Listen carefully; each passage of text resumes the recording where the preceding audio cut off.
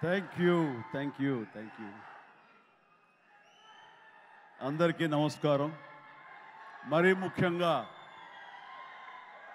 మా కుటుంబంలో ఎవరి ఈవెంట్, ఎవరి ఫంక్షన్ జరిగినా సరే అది తమ ఇంట్లో ఫంక్షన్ లాగా ఉరకలైతే ఉత్సాహంతో ముందుకు వస్తూ మమ్మల్ని ఉత్సాహపరిచేటటువంటి మా అభిమానులకు ఎప్పట్లాగానే శిరస్సు వచ్చి నమస్కరిస్తున్నాను. Thank you so much. ఎప్పటికప్పుడు మీరు చూపించే ఉత్సాహం మమ్మల్ని ముందుకు నడిపిస్తుంటుంది. ఆ రకంగా మరొక్కసారి ఇక్కడున్న ప్రతి అభిమానులకు, అలాగే టీవీల్లో వీక్షిస్తున్న ప్రతి అభిమానులకు హృదయపూర్వక నమస్కారాలు తెలియజేస్తున్నాను. నేను నాలుగైదు రోజుల క్రితం అమెరికాలో ఉన్నాను. అక్కడికి ఒక మెసేజ్ వచ్చింది వరుణ్ తేజ్ నుంచి. డాడీ నీతో ఏదో మాట్లాడాలి అని. సరే, అప్పట్లో డే అండ్ నైట్ రివర్స్ అవటం మూలంగా టైమింగ్స్ కుదరలేదు, మాట్లాడలేదు. జనరల్గా మాట్లాడాలి అని ఎప్పుడు మెసేజ్ పెట్టాడు. అనుకుంటే వచ్చేస్తాడు. నేను ఊళ్ళో లేను కాబట్టి తను రాలేకపోయాడు, మెసేజ్ పెట్టాడు. ఏమో పెద్ద అర్జెంట్ ఉంటే మళ్ళీ తనే మెసేజ్ పెడతాడు కదా అనుకున్నాను. సరే, 3 days బ్యాక్ 2 days బ్యాక్ వచ్చేసిన తర్వాత మళ్ళీ ఫోన్ చేసి రావాలంటే ఏమై ఉంటుందని నాకు, ఎందుకంటే ఈ పిక్చర్ రిలీజ్ అవుతుంది, దీనికి ఒక ఈవెంట్ జరగబోతుంది అన్నది మైండ్లో లేక సరే రా అన్నాను. ఇలాగా మా ఫంక్షన్ జరుగుతుంది, ఈ సినిమాకి నువ్వు ముఖ్య అతిథిగా రావాలి. నాకు తెలుసు నిన్ను బయట వాళ్ళు పిలుస్తారు, నువ్వు వెళుతుంటావు, కొంచెం ఎంతో కొంత ఇబ్బంది ఉంటుంటుంది, అలాంటి ఇబ్బంది నీకు కలుగ చేయకూడదని చెప్పేసి ఎప్పుడు నేను అడగను. ఎప్పుడు ముకుందాకు వచ్చావో, తర్వాత ఇంకో దానికి వచ్చావో లేదో, అంతేగాని మళ్ళీ నాన్న తర్వాత నువ్వు వస్తే బాగుంటుందని. ఎందుకంటే నీలాంటి వ్యక్తి, ఇంత గొప్ప హీరోస్, మన బార్డర్లో ఫైట్ చేసేటువంటి హీరోస్ మీద ఒక సినిమా చేస్తున్నప్పుడు దాని గురించి 10 మందికి తెలియజెప్పేలాగా, 10 మంది మోటివేట్ అయ్యేలాగా మీరు కనుక ఆ ఫంక్షన్లో పార్టిసిపేట్ చేస్తే ఆ యొక్క రీచ్ వేరు. రండి అని చెప్పేసి పిలిచిన వెంటనే ఇది గొప్ప అవకాశం నాకు. అది నేను రావడం వాళ్ళకి అవకాశం కాదు. ఇలాంటి గొప్ప సినిమా గురించి, ఇలాంటి గొప్ప హీరోల మీద తీసిన సినిమా గురించి, మన బార్డర్లో ఉండే మన కోసం, మన రక్షణ కోసం, మన సరిహద్దులో ఫైట్ చేసేటటువంటి వారియర్స్ గురించి ఇలాంటి సినిమా తీసినప్పుడు దాని గురించి 4 మాటలు చెప్పడం అనేది నాకు దక్కినటువంటి గొప్ప అవకాశంగా నేను భావిస్తుంటాను. అలాగా ఈ ఫంక్షన్ రావడం అనేది నాకు నిజంగా చెప్తాను చాలా గర్వంగా ఉంది. సో ఇందులో ఉండే పాయింట్స్ ఏమిటి అన్నప్పుడు, నాకు ఎప్పుడైతే పుల్వామాలో జరిగినటువంటి ఈ టెర్రరిస్ట్ అటాక్ ఉంది, అది ఒక బ్లాస్ట్ అయ్యి 40 మంది సిఆర్పిఎఫ్ వాళ్ళు చనిపోవటం చూసాము. ఇందాక లాస్ట్లో నేను లాంచ్ చేసిన సాంగ్లో చూసినప్పుడు నాకు ఆ విజువల్సే కనిపించాయి. ఎంత హృదయ విదారకంగా ఉందంటే, సినిమాల్లో మనం కొంతవరకు చూపించగలం, నిజంగా నిజ జీవితంలో ఎంతమంది ఎంత హృదయ విదారకమైనటువంటి పరిస్థితి.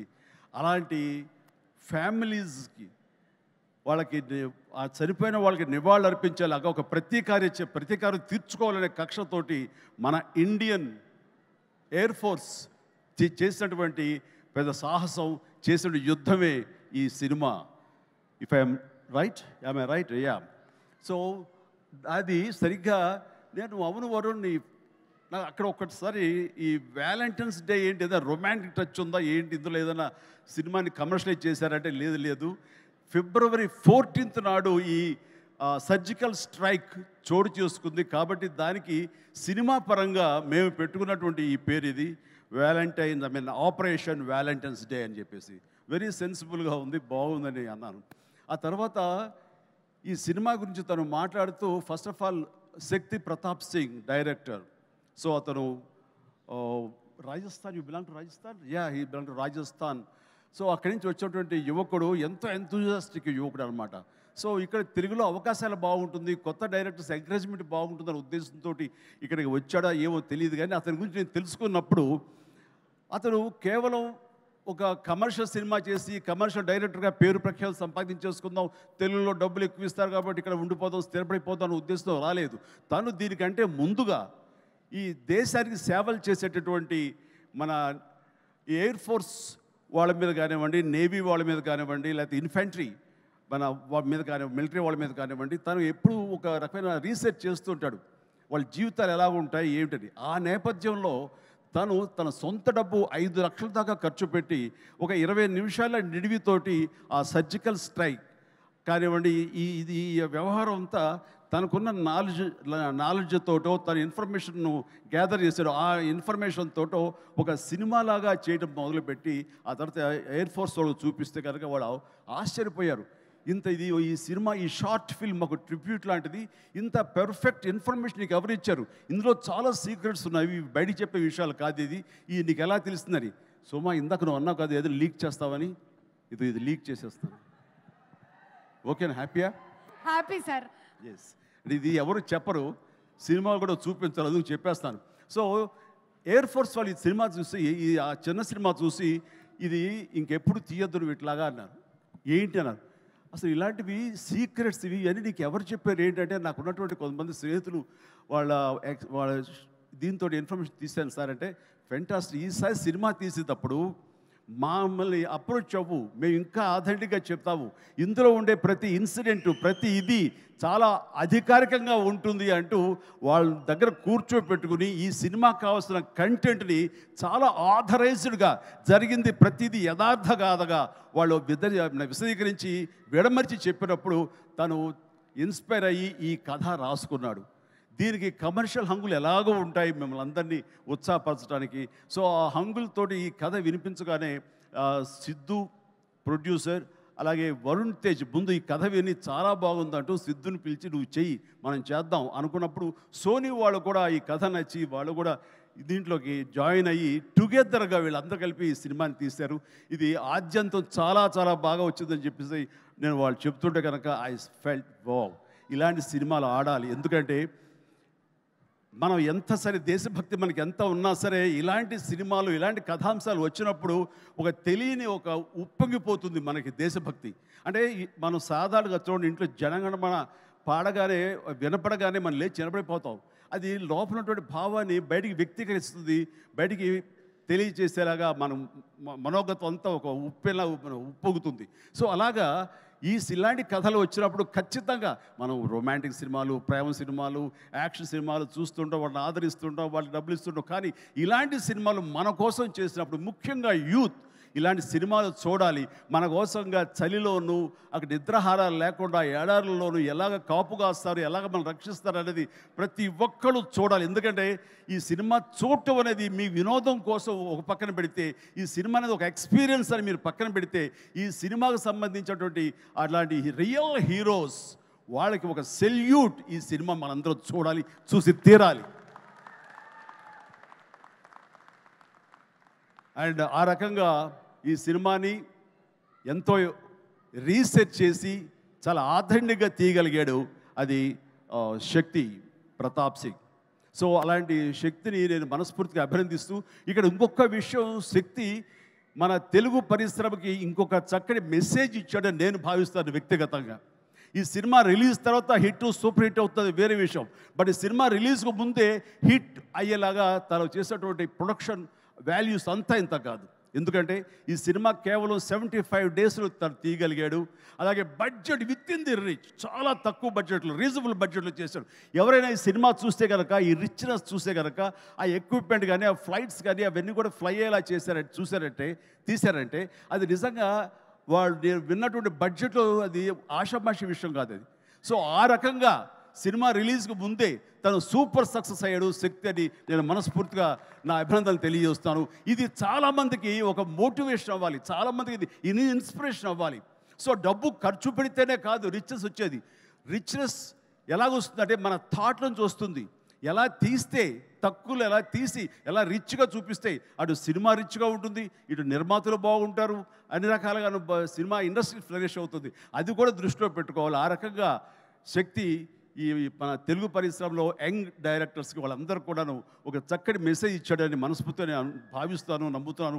అదే రకంగా అతను నేను మనస్ఫూర్తిని అభినందన తెలియజేస్తున్నాను. ఇక ఇందులో చాలా స్మార్ట్గా ఒకప్పుడు నాకు డైనీ కనిపించాడుగా కనిపిస్తున్నాడు ఈ షతాఫ్ అండ్ వండర్ఫుల్. నాకు ఒకసారి డేనీ డొంజోగ్పా ఉన్నట్టుగా ఉన్నాడు ఆయనకి ఈ సినిమా తర్వాత తెలుగు ఇండస్ట్రీలో మంచి అవకాశాలు వస్తాయి.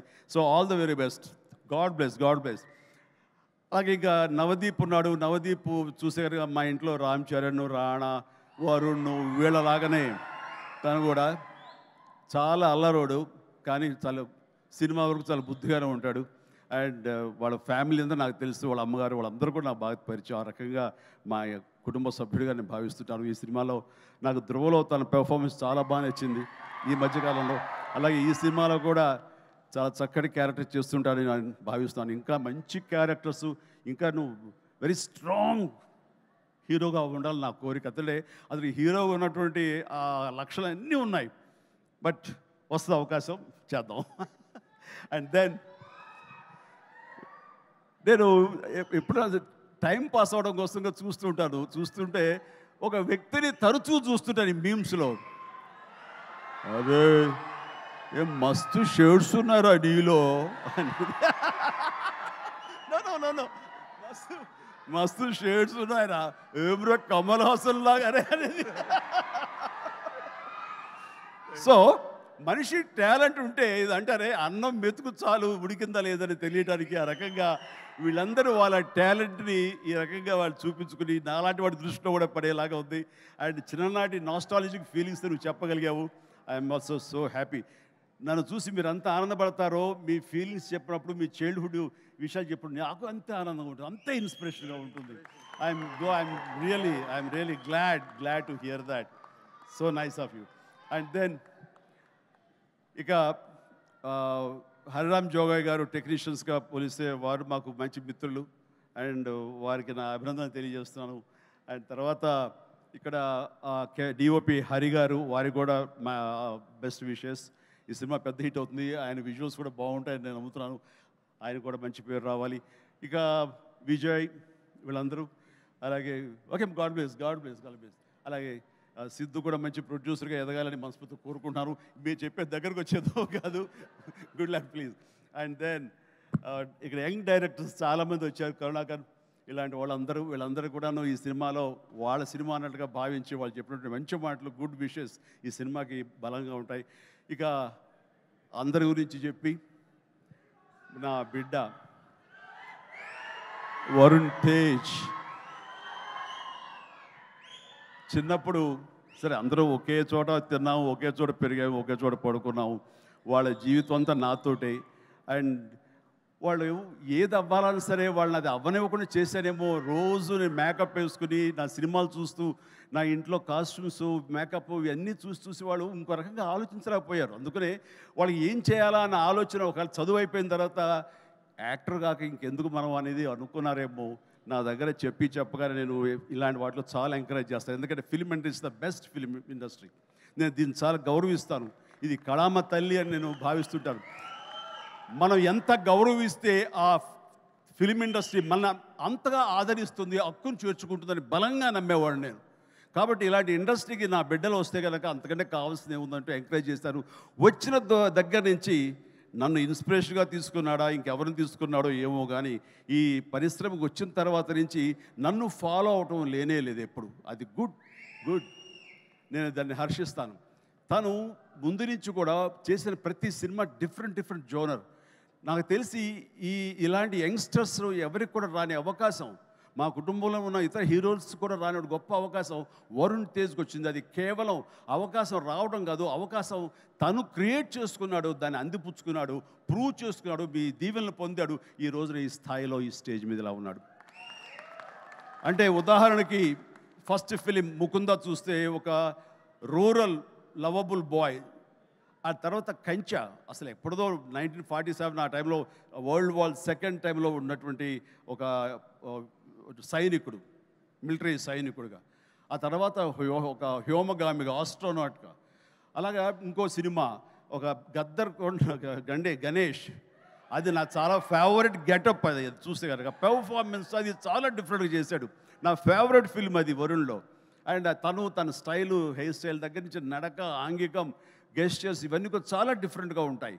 ఆ సినిమా కానివ్వండి. ఆ తర్వాత ఇక ఎన్ఆర్ఐ చేసినటువంటి ఫిదా కానివ్వండి, లేకపోతే లోకల్ సోఫిస్టికేటెడ్గా ఒక లవర్ బాయ్గా చేసిన వాళ్ళ బాబాయ్ ఇన్స్పిరేషన్ తోటి చేసిన తొలి ప్రేమ కానివ్వండి.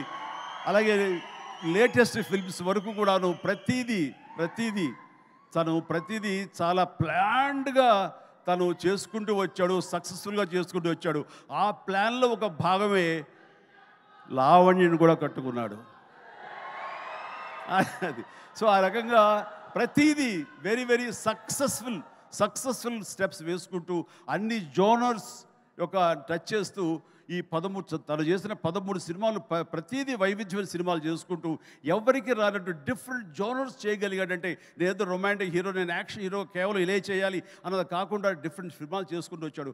అందులో నేపథ్యంగా ఫస్ట్ టైం అంతకుముందు గాజీ అని నేవల్ సినిమా వచ్చింది, సబ్మెరీన్ బేస్ చేసుకుని రాణా యాక్ట్ చేసింది. ఆ తర్వాత ఎన్నో మిలిటరీ బేస్ సినిమాలు వచ్చి ఉంటాయి, ఉన్నాయి కూడాను. కానీ air strike, surgical strike, air force మీద సినిమా మాత్రం మన తెలుగులో ఇదే మొట్టమొదటి సినిమా. ఇలాంటి సినిమా రావడం అన్నది విజువల్ ఇంపాక్ట్ ఉంటుంది, మీ అందరికీ విజువల్ ఫీస్ట్. ఎందుకంటే ఈ మధ్యకాలంలో నేను లాస్ట్ ఇయర్ వెళ్ళినప్పుడు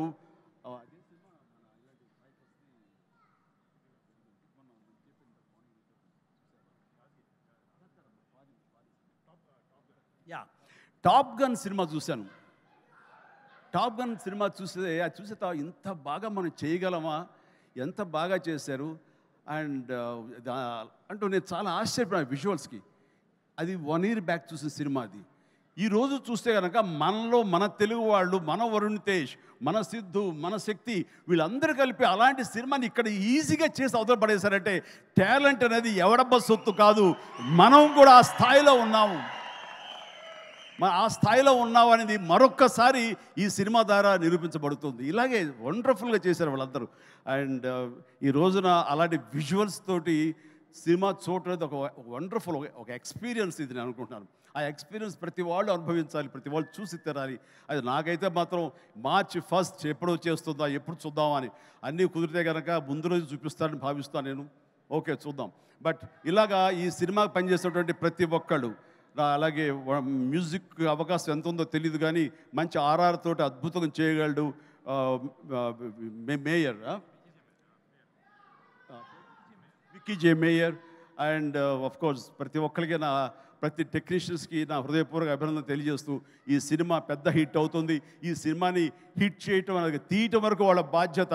హిట్ చేసి ఆ రకంగా మన సైనికులకు నివాళులు ఇవ్వాల్సింది, ట్రిబ్యూట్ ఇవ్వాల్సినటువంటి బాధ్యత, వాళ్ళకి సెల్యూట్ చేసిన బాధ్యత మనందరి మీద ఉంది. జై హింద్.